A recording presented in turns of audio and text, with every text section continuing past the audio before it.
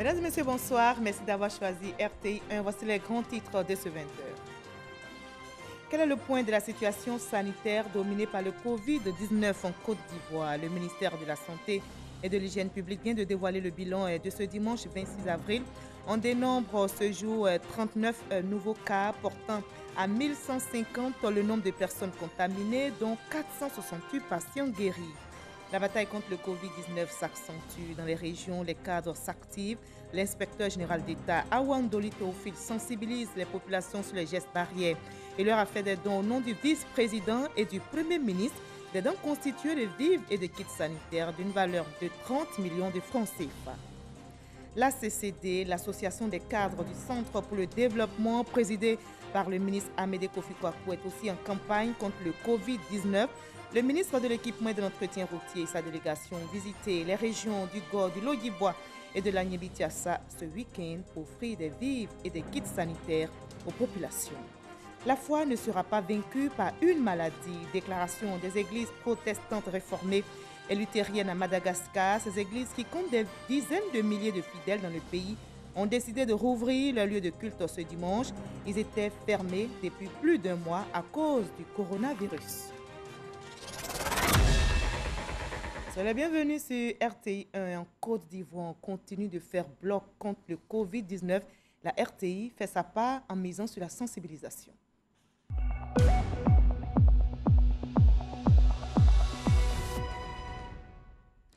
Tout d'abord, quel est le point de la situation sanitaire dominée par le Covid-19?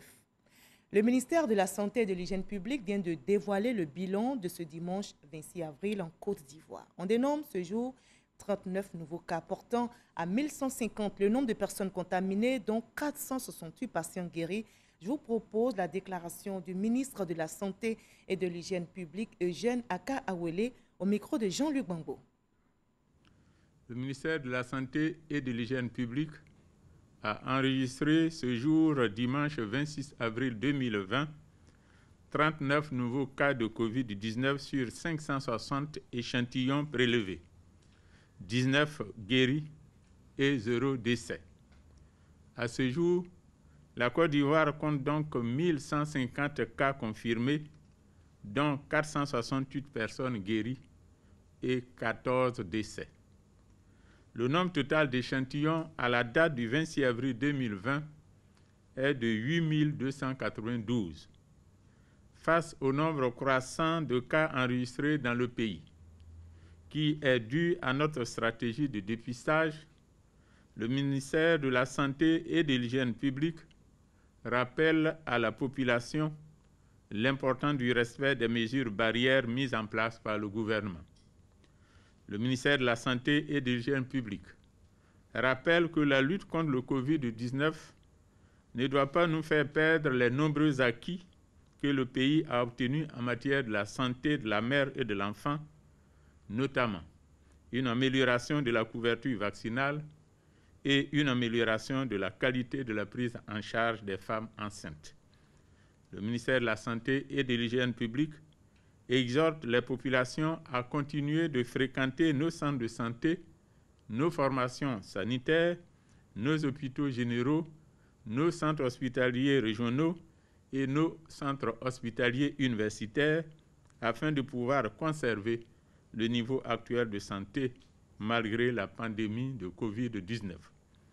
En effet, le ministère de la Santé et de l'Hygiène publique informe la population que les services de santé sont disponibles, ouverts avec leur dispositif habituel d'offre de soins et continuent de recevoir les personnes ayant besoin de leurs services. Par ailleurs, devant l'apparition de signes tels que la toux, la fièvre et les difficultés respiratoires, vous êtes priés de contacter en urgence les numéros gratuits suivants, le 101, le 119, le 125 et le 143.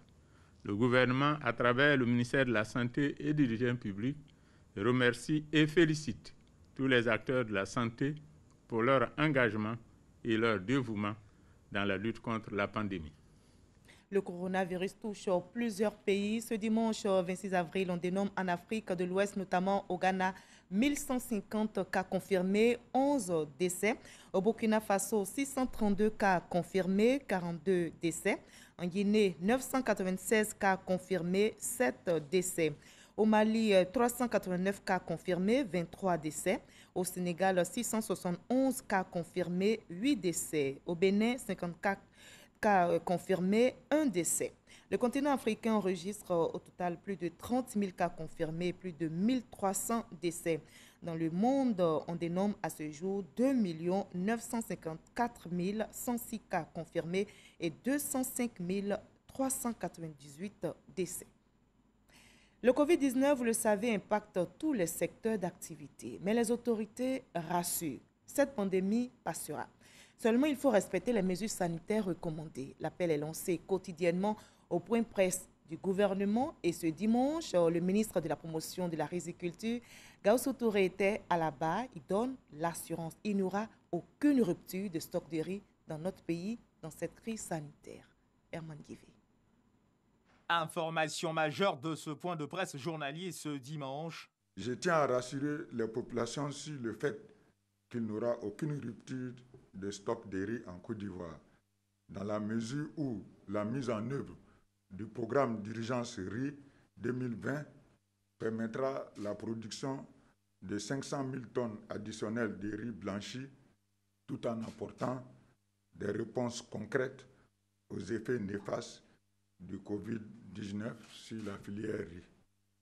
Pas de crainte donc à avoir. Le 15 avril dernier, le Conseil des ministres a adopté les modalités de mise en œuvre du programme d'urgence pour le soutien au secteur des productions vivrières impacté par la crise sanitaire, doté d'un montant de 50 milliards de francs CFA, dont 20 milliards de francs CFA pour l'acquisition des intrants.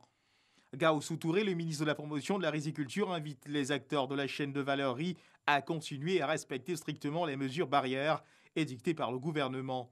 Autre clarification apportée contre de fausses rumeurs concernant une probable réouverture des écoles en Côte d'Ivoire. Selon le ministère de l'Éducation nationale que le CICJ a contacté, il n'en est absolument rien. C'est une fausse information sortie de l'imagination de leurs auteurs. Le gouvernement a à sa disposition des moyens plus appropriés pour communiquer sur une question si capitale, a indiqué au CICJ M. Assoumou Cabran, directeur de cabinet du ministère de l'Éducation nationale. Puis place au point sécuritaire du jour, dressé par le commissaire Bleu Charlemagne.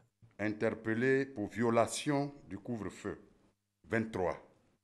Abidjan 0, intérieur 23. Personnes assistées, 43. Abidjan 23, intérieur 20. Engins mis en fourrière, 03, Abidjan 0, intérieur 3 motos. Les corps enlevés suite à mort naturelle, Abidjan 05, intérieur 0. Ce qui nous fait à ce jour un point global cumulé au niveau des interpellés, 1006. Abidjan 99, intérieur 907. Au niveau des assistances à personnes en détresse, 625. Abidjan 393, intérieur 232. Au niveau des engins mis en fourrière, 342. Abidjan 94, intérieur 248. Les corps enlevés pour décès suite à mort naturelle, 100. Abidjan 90, intérieur 10. De notre esprit de discipline dépendra inéluctablement notre victoire dans cette guerre atypique à nous déclarer par un ennemi invisible.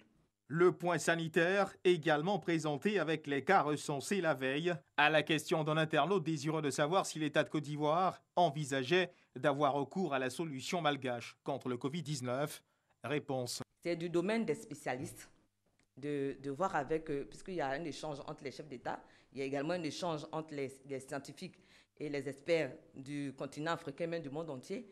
Et je pense que si il s'avère qu'on doit l'utiliser, c'est eux qui vont le dire. Donc, je ne suis pas en mesure de vous dire est-ce que la commande est faite à ce jour. Il faut que ceux qui ont le mandat de faire la prise en charge l'établissent comment on utilise son protocole dans l'arsenal, si c'est le souhait de la Côte d'Ivoire. Et j'ai même dit aussi que même en Côte d'Ivoire, il y a des chercheurs qui sont en train de chercher pour nous proposer quelque chose. Et c'est sûr que le ministère de la Santé et le gouvernement ont ouvert de toutes les possibilités pour mettre fin à cette maladie de manière adéquate. Invitation faite à tous au strict respect des mesures barrières. Et on retrousse les manches contre le Covid-19. Dans les régions, vous allez le voir, les cadres s'activent. C'est le cas de la région du Moronou où l'inspecteur général d'État, Awandoli Théophile, sensibilise les populations aux gestes barrières. Il leur a offert des vivres et des kits sanitaires d'une valeur de 30 millions de francs CFA au nom du Premier ministre et du vice-président. Il entend sillonner toutes les sous-préfectures et communes de la région. Alexis Ouedrao. Les fils et cadres des différentes villes et régions de Côte d'Ivoire retroussent leurs manches pour lutter contre la propagation du Covid-19. Dans le Moronou, si pour l'heure l'on ne compte aucun cas de la maladie, les cadres entendent bien maintenir la tendance. Samedi, l'inspecteur général d'État Théophile Awandoli a remis au nom du vice-président de la République et du Premier ministre un don d'une valeur de 30 millions de francs CFA en kits sanitaires, vivres et non-vivres. Chez nous ici, quand quelqu'un fait du bien, il faut le dire. 30 millions de francs CFA financés à concurrence de 15 millions par le vice-président de la République. Également financés à concurrence de 10 millions de francs CFA par le Premier ministre. Durant une dizaine de jours, pour que la sensibilisation atteigne les hameaux les plus reculés, l'inspecteur général d'État entend sillonner toute la région pour porter la sensibilisation. Nous avons choisi de faire une distribution de proximité par nous-mêmes. Nous allons parcourir en une dizaine de jours les 11 sous-préfectures et les 5 communes, ainsi que quelques gros villages, parce que nous voulons profiter de l'occasion pour sensibiliser nos parents.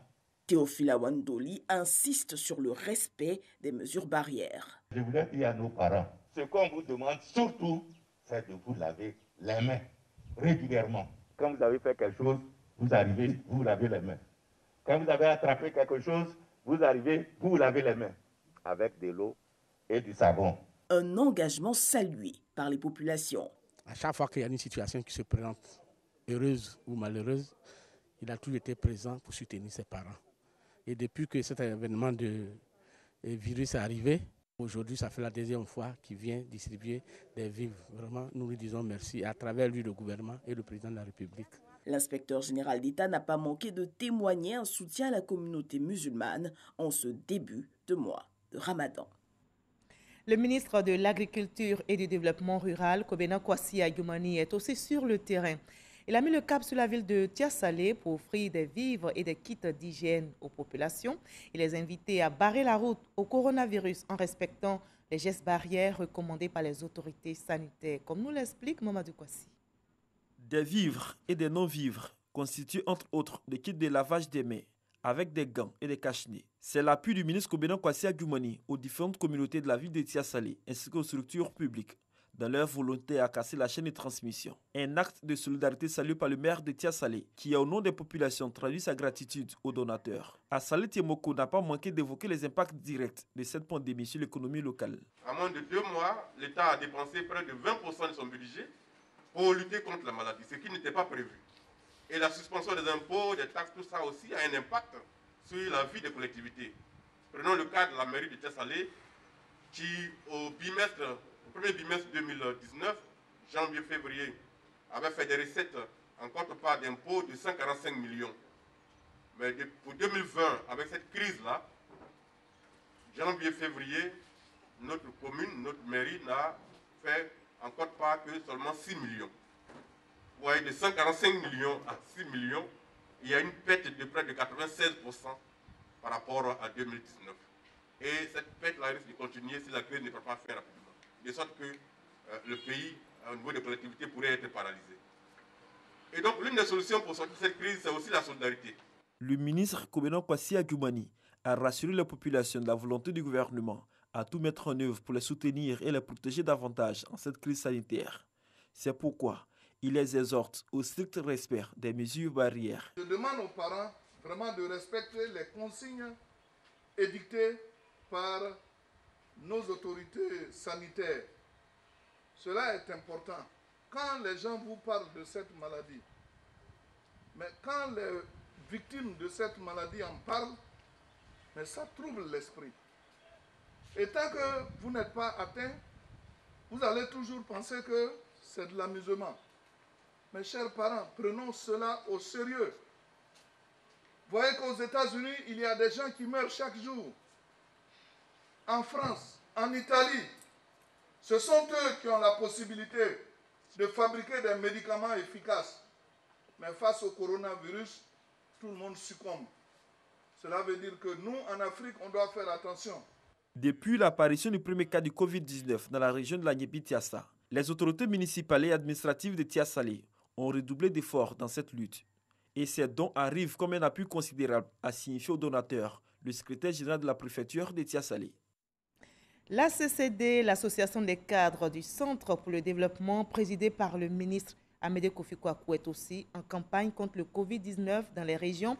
Le ministre de l'Équipement et de l'Entretien routier et sa délégation ont visité les régions du Go, du Logibwa et de la Niébi-Tiassa ce week-end. Ils ont fait des dons en vivres de plus de 35 tonnes et des kits sanitaires aux populations. Léon Brou pour le reportage. L'association des cadres du Centre pour le développement, ACCD, accueillie à Tahabo et Tiassalé par la menace de la pandémie à coronavirus et ses effets collatéraux. Il ne faut pas se leurrer, c'est la réalité, parce que nous apprenons partout les morts et les morts et les morts. Une pandémie qui est en train de décimer le monde entier.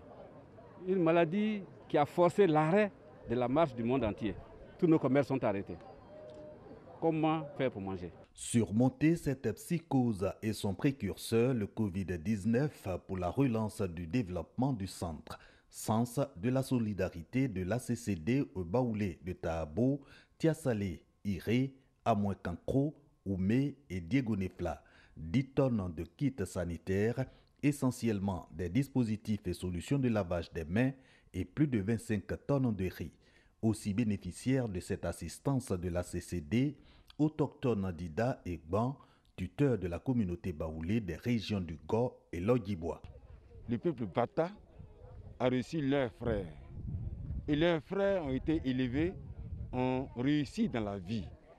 Et si une association dans laquelle ils militent fait un clin d'œil à leur tuteur, c'est un acte de reconnaissance qui est grand. Et nous disons merci à M. le ministre. Sa caravane d'assistance également pour la CCD de sensibiliser au respect des mesures barrières au Covid-19. Le mode de transmission et les facteurs aggravant la propagation du coronavirus sont donc expliqués. Un prolongement de l'action gouvernementale pour préserver la santé des populations.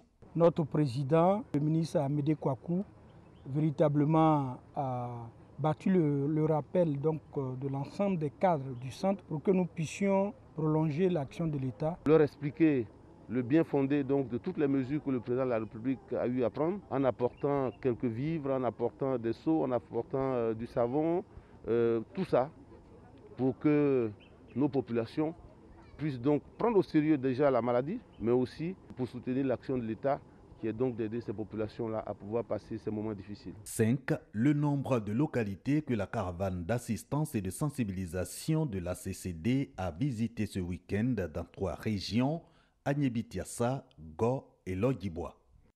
Voilà, les dons s'enchaînent et la solidarité se renforce. C'est bon pour le moral en cette crise sanitaire. La Chambre de commerce et d'industrie de France dans notre pays a fait don au ministère de la Santé, dont composé notamment de véhicules, de masques de protection et de gants. Sidonie Davila. Partenaire solide de la Côte d'Ivoire, la France continue de se mobiliser pour la riposte contre le Covid-19. Entreprises et communautés françaises réunies au sein de la Chambre de commerce et d'industrie France-Côte d'Ivoire mettent à disposition du ministère de la Santé et de l'Hygiène publique plusieurs lots de matériel et d'équipements sanitaires, une ambulance, un véhicule, des matelas, des masques, des gants, pour ne citer que cela. La Chambre de commerce s'inscrit dans une activité de soutien aux entreprises pour que, même en période difficile, on puisse continuer à s'entraider et pouvoir continuer à travailler. La France soutient le plan Covid de la Côte d'Ivoire parce que c'est un très bon plan et nous sommes très fiers d'être le premier bailleur bilatéral pour ce plan à hauteur de 30%. La valeur de tous ces dons 68 912 000 francs CFA. C'est un acte fort que vous venez de poser. Vous l'avez dit, le plan de riposte mis en place, le plan de riposte contre le Covid-19 par son Excellence le Président de la République et qui est conduit par le Premier ministre, comporte, comme vous le savez, 2 volets. Le volet plan de riposte sanitaire et l'autre volet, c'est le plan de riposte économique, sociale et humanitaire. Les 2 vont ensemble parce que après Covid-19, il va falloir vivre et permettre surtout aux entreprises de vivre. Pour préserver les acquis économiques et sociaux, la Chambre de commerce et d'industrie France-Côte d'Ivoire encourage la population à respecter les gestes de sécurité sanitaire. La ministre du Plan et du Développement, Kabaniale, exprime aussi sa solidarité. Elle a manifesté aux ressortissants du Boukani résidant à Abidjan. Elle leur a offert des vivres et des produits hydroalcooliques en cette période de Ramadan qui se tient, vous le savez, malheureusement en pleine crise sanitaire. On retrouve Sidonie Davila. Du riz, du sucre, du savon, des produits d'hygiène composent l'essentiel des dons offerts par la ministre du Plan et du Développement aux ressortissants de sa région vivant à Abidjan. Un appui qui vient à point nommé. Dans ce contexte, nous devions de renforcer notre solidarité envers les parents du Boukani, afin qu'ensemble, on puisse lutter efficacement contre cette pandémie. En cette période où les déplacements sont limités, les membres de la communauté du Boukani apprécient ce geste de solidarité. Nous voudrions prier Dieu pour qu'il nous accorde à vous et à tous les habitants de ce pays la santé pour atteindre ce mois béni du Ramadan. Après la remise symbolique des dons, la ministre Kabaniale a tenu à rappeler quelques mesures barrières en vue d'éviter le Covid-19, notamment le lavage régulier des mains. En cette période de crise sanitaire, les femmes entrepreneurs s'organisent. Elles ont rencontré le ministre de la Promotion des PME. L'idée est de créer un cadre d'échange pour qu'elles soient prises en compte dans le plan de relance financé à hauteur de 150 milliards de francs CFA. La délégation des femmes était conduite par Miss Belmondogo, secrétaire d'État chargée de l'autonomisation de la femme, et par la représentante résidente ONU Femmes en Côte d'Ivoire, Antonia Mbagala Sodono. Le reportage est signé Gabriel Zani. Ces femmes sont pour la plupart des entrepreneurs dont les activités sont en souffrance à cause du Covid-19. PDG, DG d'entreprise, elles sont aujourd'hui essoufflées et tiennent leurs employés à bout de bras. Conduite par Miss Belmondogo, la secrétaire d'État chargée de l'autonomisation de la femme chez le ministre de la Promotion des petites et moyennes entreprises, elles ont un seul objectif, exposer leurs difficultés liées à la crise sanitaire. Plusieurs unités sont perturbées dans les chaînes de ravitaillement et de production. La baisse de la demande intérieure conduit à une fragilisation du tissu économique. Cette situation entrave particulièrement l'entrepreneuriat féminin. Un cadre de concertation pour être entendu, car elles ont besoin de sauver leurs entreprises qui croulent sous le poids des difficultés d'approvisionnement, du surcoût généré par les mesures de prévention et de sensibilisation sur le Covid-19, des tensions de trésorerie. C'est avec donc un réel plaisir que je vous accueille chez nous. Et je reste disposé avec donc mes collaborateurs à vous écouter, et vous pouvez vous rassurer que nous prendrons donc avec nos 2 bras l'ensemble de vos préoccupations pour essayer donc de les transformer en, je dirais, instructions pour permettre à tout le monde de sortir donc de cette situation difficile que nous vivons. Les femmes travaillent essentiellement dans les secteurs du commerce, des prestations de services et de l'agro-industrie. Un fonds de 150 milliards de francs CFA pour soutenir les PME a été déjà décaissé par le gouvernement. Les femmes entrepreneurs seront une priorité dans ce plan de relance, assure Félix Anoblé. On passe maintenant au magazine du dimanche de ces 13h qui était consacré au télétravail. Hamza Diaby a reçu M. Guiré Soulé, directeur d'exploitation à l'ANSUD, l'Agence nationale du service universel des télécommunications. Comment se fait le télétravail? Quelles sont Ses avantages, ses inconvénients, les obligations de l'employeur. Voyons un extrait de leur entretien pour nous faire une idée. Le télétravail est une option aujourd'hui dans notre monde moderne, de plus en plus numérique, et qu'aujourd'hui, c'est quelque chose qui doit s'utiliser vraiment de façon efficace et de façon à ce qu'on puisse répondre à des situations comme la pandémie qu'on vit aujourd'hui, qui permet d'assurer la continuité des activités, qui permet aussi à l'ensemble des gouvernements, des États de pouvoir assurer toute la gestion du pays. L'employeur doit accompagner l'employé de sorte à ce qu'il soit à l'aise en situation de télétravail. Parce qu'il ne faut pas oublier, on est toujours en affaires, on est toujours en activité, et donc il faut s'assurer vraiment que l'employé soit dans toutes les conditions avec les clients, avec les partenaires pour que vraiment l'activité puisse continuer. Il faut avoir une bonne connectivité et il faut surtout, au-delà de la connectivité, avoir aussi une connectivité qui est sécurisée. C'est un élément qui est très important, on n'en parle pas souvent, parce que la dimension sécurité est importante avec tout ce qu'il y a aujourd'hui, tout ce qui est comme les hackers qu'il y a sur Internet, tous les vols qu'il y a d'identité. Donc, c'est des éléments qui sont importants. Donc, l'Internet est un élément fondamental. Les inconvénients, quelque part, très souvent, c'est les questions relatives à la productivité pour une entreprise. Comment est-ce qu'on peut préserver cette productivité? Et l'autre élément, comment s'assurer que le temps de travail est vraiment celui qui est donné à chaque employé. Donc, ça reste des éléments qui restent du ressort vraiment de la relation entre un employé et son employeur. Maintenant, au niveau des avantages, aujourd'hui, à l'image de ce qui a été fait sur certains e-services qui simplifient la vie des gens, c'est minimiser les déplacements des gens.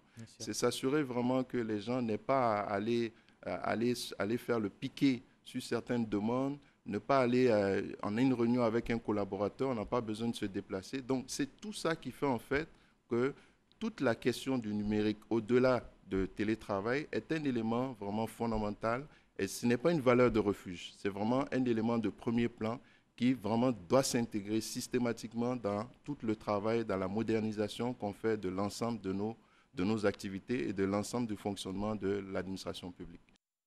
Et le coronavirus se propage, mais n'altère pas du tout les efforts pour l'endiguer. La vie continue et la Côte d'Ivoire est au travail. Le ministère de la Construction, du Logement et de l'Urbanisme a décidé de former certains responsables de services sur les bonnes pratiques budgétaires conformément au budget programme. L'objectif est clair, permettre à ces acteurs de mieux exécuter les dépenses et s'inscrire dans une dynamique de bonne gouvernance. Francis Boifo.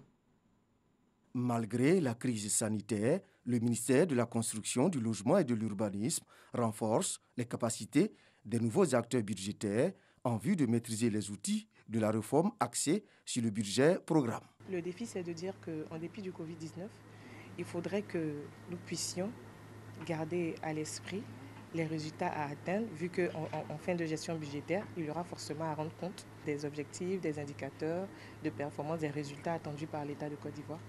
Donc voilà, le Covid-19 n'arrête pas le fonctionnement de l'État. Cette formation permettra aux acteurs du ministère de mieux exécuter leurs tâches. Cette formation répond également à la nécessité d'aller vite pour afficher un bon taux d'absorption et ne pas perdre de crédit au-delà de la contraction budgétaire inévitable liée aux effets de la pandémie actuelle.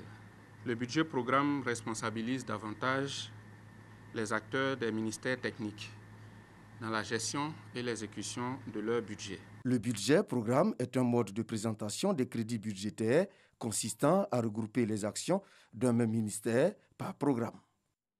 Nous partons maintenant pour le nord-ouest de la Côte d'Ivoire, dans la ville d'Odiéné, qui est inscrite dans cette dynamique de lutte contre le Covid-19.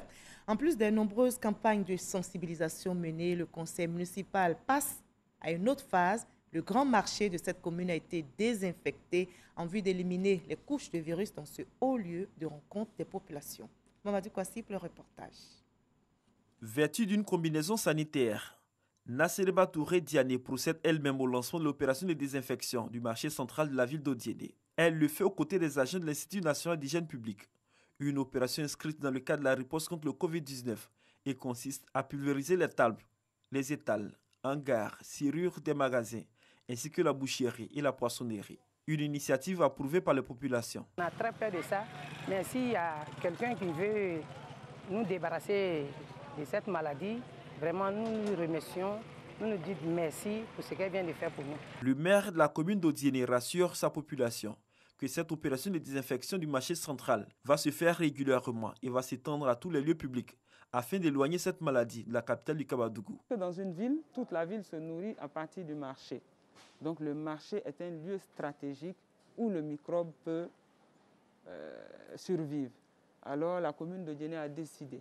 Il fallait nettoyer le marché, il fallait, avec bien entendu l'appui des services de santé, régler le dosage du produit adapté pour pouvoir nettoyer le marché. C'est ce que nous avons fait. Le maire d'Odiéné a également saisi l'occasion pour faire un don de dispositifs de lavage des mains et de kits alimentaires d'une valeur de 15 millions de francs CFA.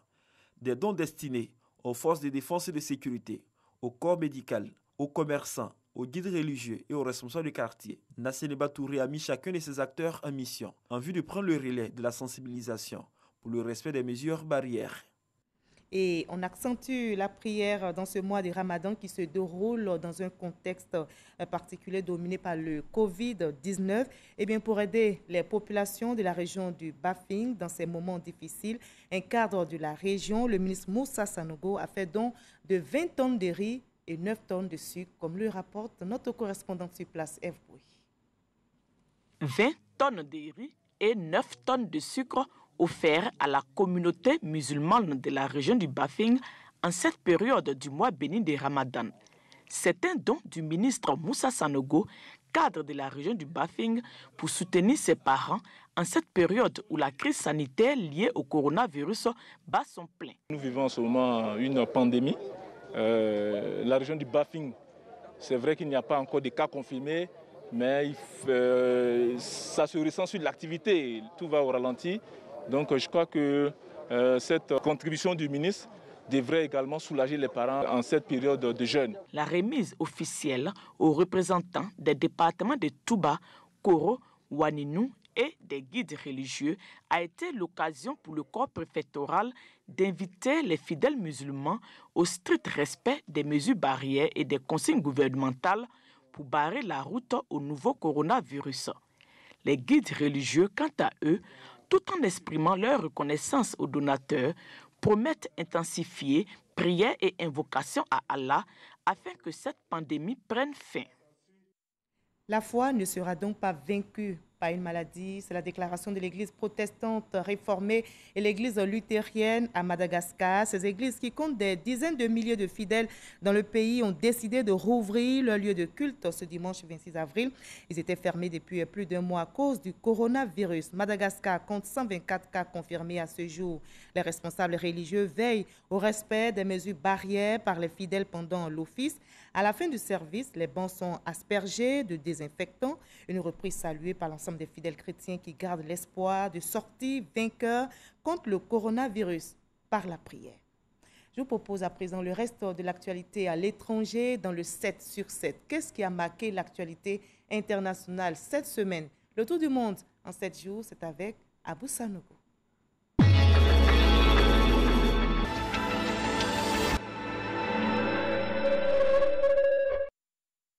Le président malgache Andry Rajoelina a officiellement lancé à grande gorgée un remède à base de plantes médicinales locales capables, selon lui, de prévenir et de guérir les patients malades du nouveau coronavirus.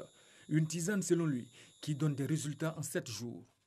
Baptisée Covid organique, elle est préparée à base d'artémisia, une plante à l'efficacité prouvée dans les multithérapies contre le paludisme et d'autres herbes qui poussent à Madagascar. Les forces de l'ordre sont passées à l'action ce mardi matin. Elles ont forcé le portail de la maison et sont rentrées avant d'arrêter et d'amener Gabriel Agbeyo Kodjo. L'opposant était attendu au service central des renseignements et d'investigation pour la 3e convocation. L'ultime, selon la gendarmerie, avant son arrestation. La présidence camerounaise a reconnu que l'armée et un groupe d'autodéfense étaient impliqués dans le massacre civil mi-février dernier dans le nord-ouest anglophone séparatiste. Selon l'ONU, 23 civils dont 15 enfants et 2 femmes enceintes ont été tués. Le président Paul Biya a ordonné l'arrestation de 3 militaires et de 10 miliciens qui sont déjà à la disposition du tribunal militaire de Yaoundé. Les membres du comité de vigilance concernés sont, eux, activement recherchés. C'était une première.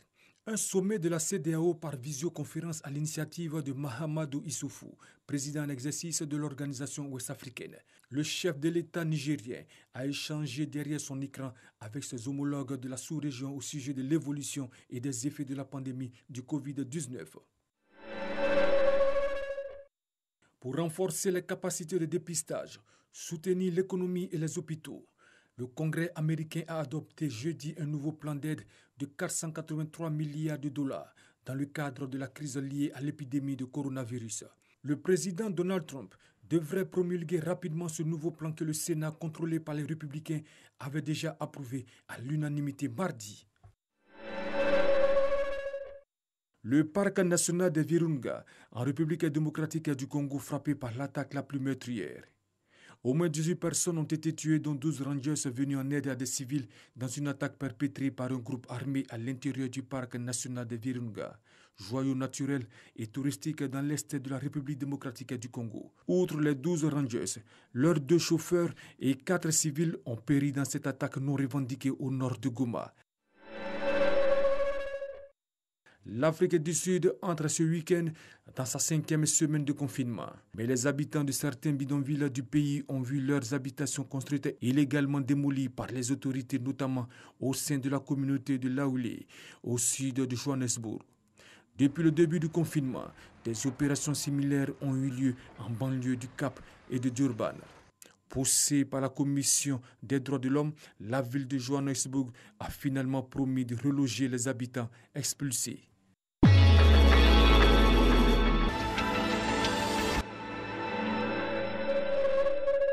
Et toujours à l'étranger, au Togo, l'actualité est dominée par la crise sanitaire, mais également par l'affaire de l'opposant Gabriel Egbeyome Kodjo, inculpé, selon son avocat, pour atteinte à la sûreté de l'État, trouble aggravé à l'ordre public et diffusion de fausses nouvelles. Il est depuis vendredi en liberté sous contrôle judiciaire. Un réseau de fabricants de produits frauduleux a été démantelé par les agents du ministère du Commerce dans la commune d'Abobo, ici en Côte d'Ivoire.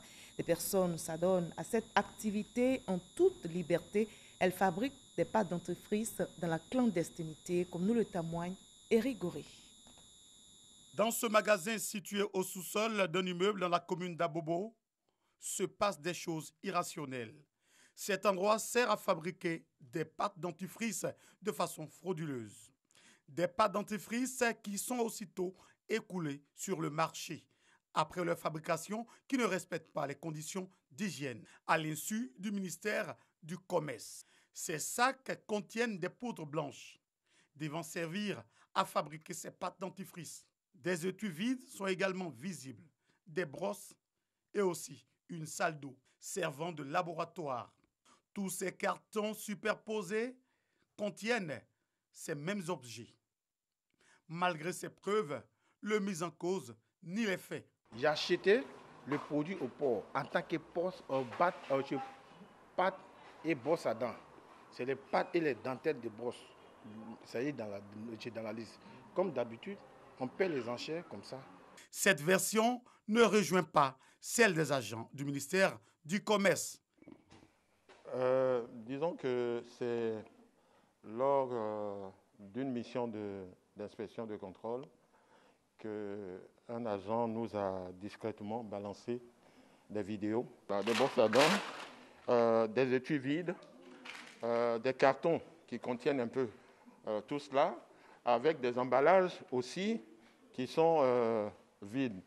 Bon, tout cela se fait dans un cadre vraiment qui n'est pas sain, parce que le cadre, normalement, vous avez vu la douche tout à l'heure, où tout ce mélange se fait, est vraiment un cadre qui n'est pas un cadre sain. Donc, pour le contrôle de la qualité, c'est vraiment assez difficile.